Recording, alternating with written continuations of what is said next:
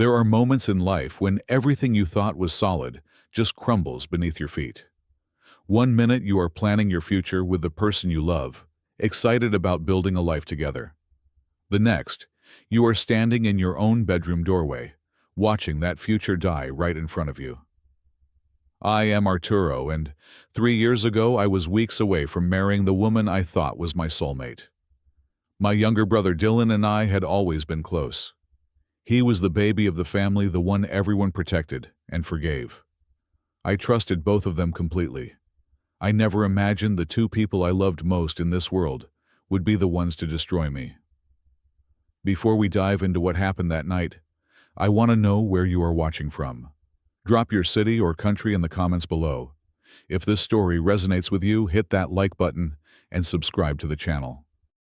Trust me, you will want to stay until the end because what I discovered changed everything I believed about family loyalty and what it really means to forgive.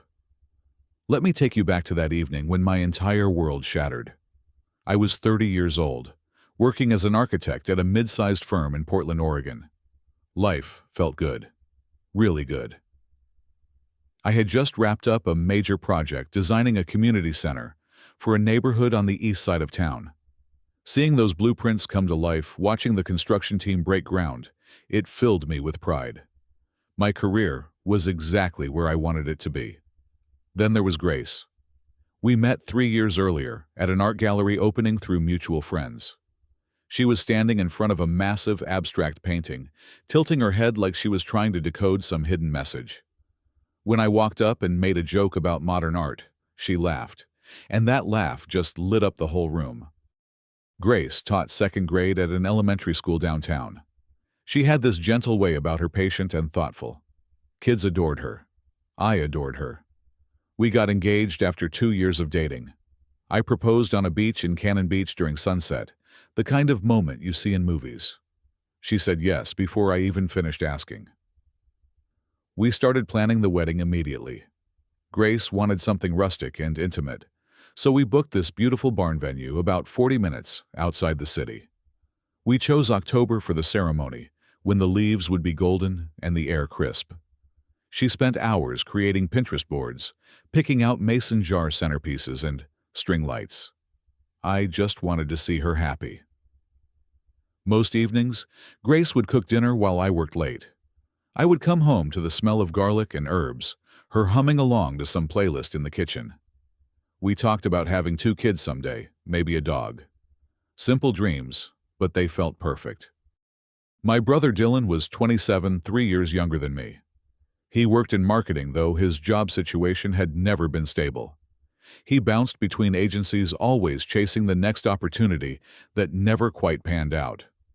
Last year, when he got laid off, I helped him out financially, covering his rent for a few months until he landed something new. That is what brothers do, right? You show up for each other. Growing up, I always looked out for Dylan. When he got picked on in middle school, I stepped in. When he struggled with math homework, I tutored him.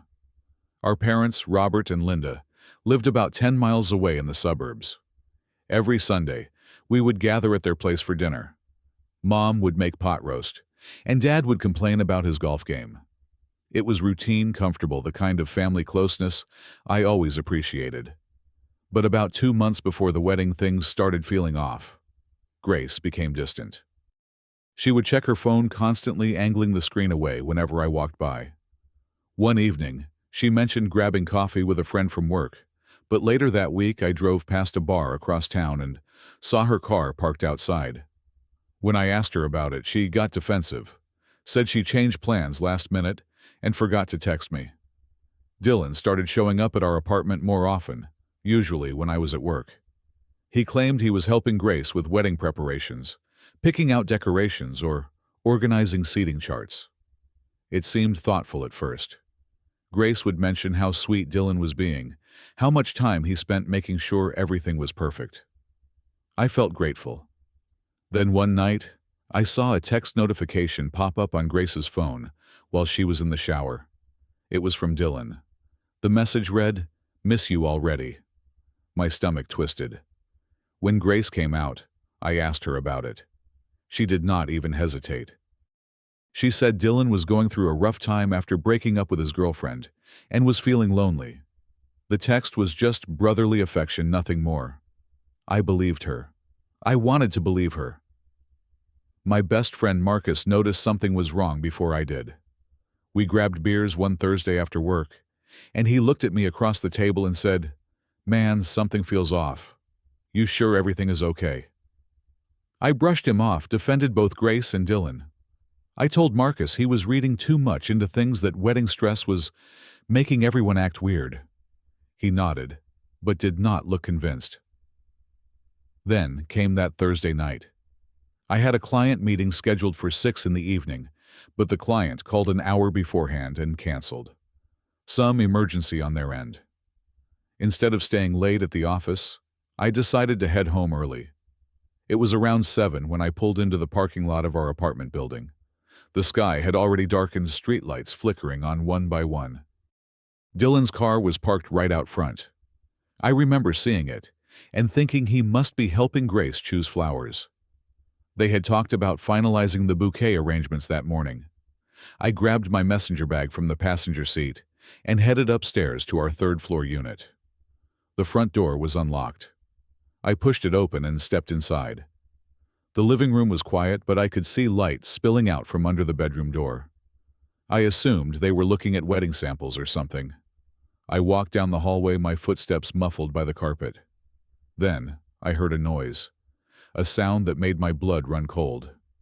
I reached for the bedroom door handle, my hand shaking slightly. I turned it and pushed the door open. Grace and Dylan were in bed together, tangled in sheets. In my bed. In the bed I shared with my fiancée. Time stopped. My brain could not process what my eyes were seeing. It felt like the floor was collapsing beneath me, like I was falling through space with nothing to grab onto. They both froze. Grace gasped, pulling the blanket up to cover herself. Dylan sat up, his face drained of color. For a few seconds, nobody spoke. The silence was deafening. Finally, Grace choked out, "Arturo, wait, I can explain." I just stood there. I could not move, could not speak. My legs felt like concrete. Dylan scrambled to pull the sheet around his waist. Grace started crying, these big, panicked sobs that filled the room. But I still could not say anything. My mind was screaming, but no words came out. Then somehow, I managed to ask the only question that mattered. "How long?" Grace's face crumpled. She opened her mouth, closed it, then whispered, 3 months. 3 months. 3 entire months. While I was working late on project deadlines. While I was picking out wedding invitations. While I was excitedly telling my coworkers about our honeymoon plans. For 3 months, the two people I trusted most in the world had been lying to my face. Dylan finally spoke. "Bro, it just happened. We did not mean for this." His voice sounded small, pathetic. Something inside me snapped. I turned and walked out of the bedroom. I heard Dylan scrambling behind me, heard him calling my name. He grabbed my arm as I reached the living room. "Arturo, please let me explain." I yanked my arm away so hard, he stumbled backward. "Do not touch me." Grace ran out seconds later, throwing on a robe. Her eyes were red and swollen. "Please let me explain. I love you, Arturo. This was a mistake. It was a terrible mistake." I looked at the engagement ring still on her finger. The ring I saved up for months to buy. The ring I slipped onto her hand on that beach in Cannon Beach. "Did you wear it when you were with him?" I asked. She went silent. She could not answer that. I walked to the closet and pulled out a suitcase. My hands were shaking, but I started throwing clothes into it. Shirts, jeans, anything I could grab. Dylan stood in the doorway watching. "Where are you going? We need to talk about this." I zipped up the suitcase and turned to face him. "There is nothing to talk about. You two deserve each other." I left that night and crashed at Marcus's place. He did not ask questions, just handed me a beer and set up the guest room. For 3 days, I ignored every call from Dylan and Grace. My phone buzzed constantly. Voicemails piled up. I deleted every single one without listening. On the third day, my mom called. Her voice was gentle but firm. "Dylan told us everything. We need to talk as a family." I drove to my parents' house that evening, dreading every second. When I walked in, everyone was already there. Mom, Dad, Dylan, even Grace. They were sitting around the dining table like this was some kind of intervention. My mom reached across and took my hand. "I know you are hurt, but Dylan and Grace made a mistake. They are sorry," my dad nodded. "Your brother needs you now more than ever." I pulled my hand back. "What about what I need? What about what they did to me?" That is when my mom dropped the bomb. "Grace is pregnant, Arturo." The words hit me like a freight train. I could not breathe. Everything around me started spinning. I looked at Grace, then at Dylan, then back at my mom. Is it mine or his? The silence that followed was unbearable. Nobody wanted to answer. Then Dylan spoke up from across the table. "It is mine. We found out last week." Grace stood behind him, her hand resting on his shoulder. Her eyes were puffy, her face pale. She looked broken, but I did not care anymore. My mom continued, her voice pleading. "This baby needs a family. We need to come together." My dad leaned forward. "You need to forgive them, son. For the baby's sake." I could not believe what I was hearing. My own parents were asking me to swallow my pain, to bury my anger, to pretend like everything was fine. Not because they cared about how I felt, but because it was convenient for everyone else. "Dylan is still your brother," my mom said softly. "Grace made a mistake, but she is carrying your niece or nephew. We do not abandon family." I looked around the table. Nobody was asking if I was okay. Nobody was acknowledging the betrayal, the lies, the months of deception. They just wanted me to move on so they could stop feeling uncomfortable. They abandoned me when they slept together behind my back for 3 months. I said, my voice steady now. Grace started crying again. "I never wanted to hurt you. I still care about you." Dylan leaned forward. "Bro, I know I messed up, but we can work through this. We always do." Then my mom said something that made my stomach turn. "Maybe you and Grace can still work things out. The baby could still have your last name." I stared at her, unable to process what she just suggested. My dad chimed in. "Or you could step back, let Dylan and Grace be together and still be part of this family. You just need to be the bigger person here." I stood up. My chair scraped loudly against the floor. "So my options are, take back my cheating fiancé, or watch my brother raise a family with her and pretend everything is fine." Dylan's face hardened. "We are asking you to be the bigger person here." I looked at my little brother, the kid I protected my whole life. "You took everything from me, and now you want my blessing." Grace's voice broke. "Please, Arturo, do not make this harder than it already is." That was it. That was the moment I realized they were never going to understand. "I am making this hard. You two had an affair for 3 months while I was planning our wedding, and I am the one making this difficult." My mom's expression shifted to concern, but not for me. For the neighbors. "Lower your voice. The neighbors might hear." That is when it clicked. They cared more about appearances than they cared about me. I left my parents' house that night and never looked back. At Marcus's apartment, I sat down and wrote a long email to my entire family. I explained that I could not forgive the betrayal, not because I hated them, but because I respected myself too much to accept being treated that way. I wrote, "You are asking me to forgive them for the baby, but nobody asked them to think about me before they created this situation." The next morning, I emailed every wedding guest. I kept it simple. "Due to unforeseen circumstances, the wedding will not take place. Thank you for your understanding." I did not explain. I did not point fingers. I just canceled it. Then I called the barn venue. I lost the deposit, but I did not care. I contacted the landlord for the apartment, Grace, and I shared and had my name removed from the lease. Within 1 day, I arranged to move all my remaining belongings out.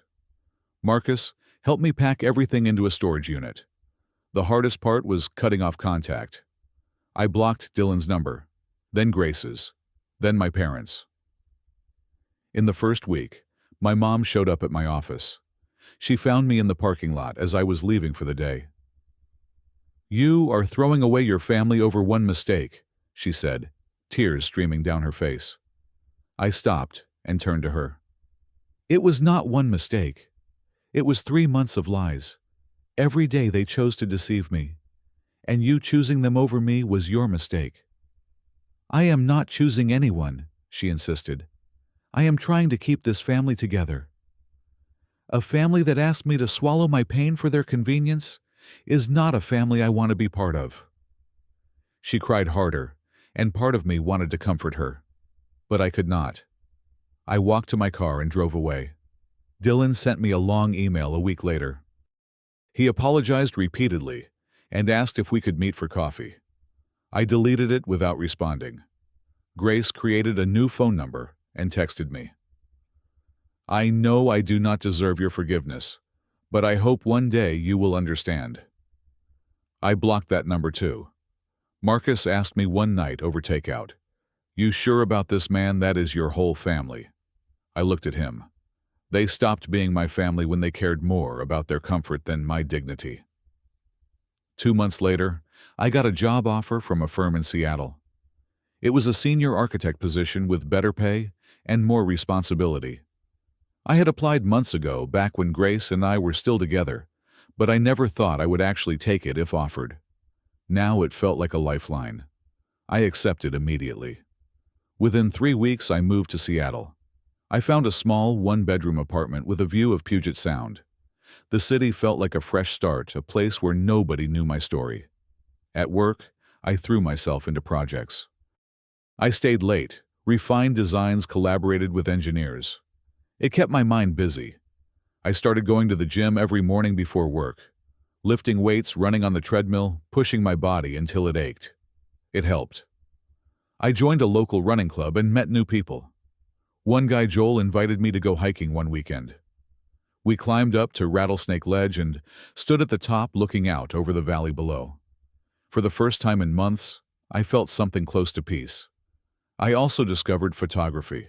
I bought a decent camera and started spending Saturday evenings driving out to different spots around Seattle, capturing sunsets, city skylines, the mountains in the distance. It became meditative, a way to process everything without words. Marcus flew up to visit about 4 months after I moved. We grabbed dinner at a seafood place near Pike Place Market. He looked at me across the table and said, "You look different, man, lighter." I realized he was right. I had not thought about Grace or Dylan in weeks. The anger had faded, replaced by something calmer. Not happiness, but contentment. 6 months after moving to Seattle, Marcus forwarded me an email from my mom. She had sent him a photo because I blocked her. In the picture, Dylan held a baby while Grace stood beside him smiling. My parents stood behind them beaming. The subject line read, "Your nephew." I stared at that photo for a long time. Part of me felt sad. Sad for what could have been sad for the family I used to have. But I did not regret leaving. I deleted the email and went back to editing photos from my latest shoot. A year after everything fell apart, I found myself looking back at the journey. Those first few weeks were brutal. I would lie awake until 3 or 4 in the morning replaying every moment, every sign I missed. Some days, I wondered if I was too harsh, if maybe I should have tried harder to forgive. But then, I would remember that night. I would remember standing in that doorway watching my life implode. I would remember my family asking me to accept betrayal for their convenience. And I knew I made the right choice. Leaving was not about hatred. It was about self-respect. It was about refusing to let people treat me like my feelings did not matter. I learned to take care of myself in ways I never had before. I cooked my own meals, kept my apartment clean, found joy in small things, like a good book or a quiet morning with coffee. Work in Seattle continued to go well. I got promoted to lead architect on a major downtown development project. It was the kind of opportunity I dreamed about when I first started in this field. My boss pulled me aside one afternoon and told me my designs were some of the best the firm had seen in years. One Saturday, I went to an art gallery opening in Capitol Hill. I was standing in front of a sculpture when a woman walked up beside me. She had dark, curly hair and was wearing a leather jacket. We started talking about the exhibit, about architecture and art, and how they intersect. Her name was Isabel. She was a graphic designer. We exchanged numbers before leaving. I was not ready to jump into anything serious, and I told her that up front. She understood.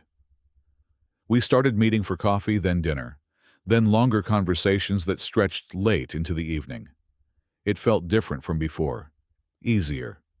No pressure, just two people getting to know each other. Marcus called one night and asked, "Any regrets?" I thought about it. Really thought about it. "None," I said.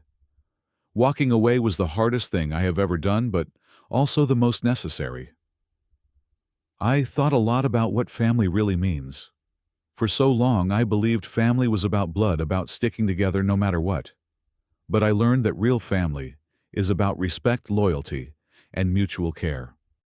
When my family asked me to forgive Dylan and Grace for the baby, they were not thinking about me. They were thinking about themselves, about avoiding discomfort, about keeping up appearances. Forgiveness is not about accepting disrespect. It is not about making other people feel better while you suffer in silence. Sometimes, loving yourself means setting boundaries, even with the people closest to you. And sometimes, the healthiest thing you can do is walk away. I do not hate Dylan or Grace. I do not hate my parents. But I also do not regret leaving. I chose my own peace over their convenience, and that choice saved me. I still think about them occasionally. I wonder if they ever understood why I left. I wonder if my mom realizes that asking me to stay would have destroyed me. But those thoughts come less frequently now. Most days, I focus on the life I am building, the projects I am designing, the friends I am making, the city I am learning to love. I am not the same person I was a year ago. I am stronger, more confident, more aware of my own worth. There is a strange kind of freedom in walking away from people who do not value you. It is terrifying at first. You feel untethered, like you are floating in open space with nothing to hold on to. But then you realize that is exactly what you needed. Space, distance, room to breathe and grow and figure out who you are without the weight of other people's expectations. So here is what I learned. Some people will tell you that forgiveness is a gift you give yourself. And maybe that is true. But sometimes the greatest gift is knowing when to walk away. Because freedom is not about holding on to people who hurt you. It is about choosing yourself when no one else will. And that choice, that single decision to value my own dignity over everyone else's comfort, that is what saved my life. Now I want to hear from you. Have you ever had to walk away from family because they did not respect your pain? How did you handle it? Drop your thoughts in the comments below. If this story hit home for you, smash that like button, subscribe to the channel, and share this with someone who might need to hear it. Thank you for listening to my story.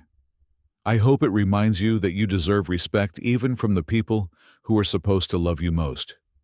Take care of yourself out there, and remember, sometimes the bravest thing you can do is choose you.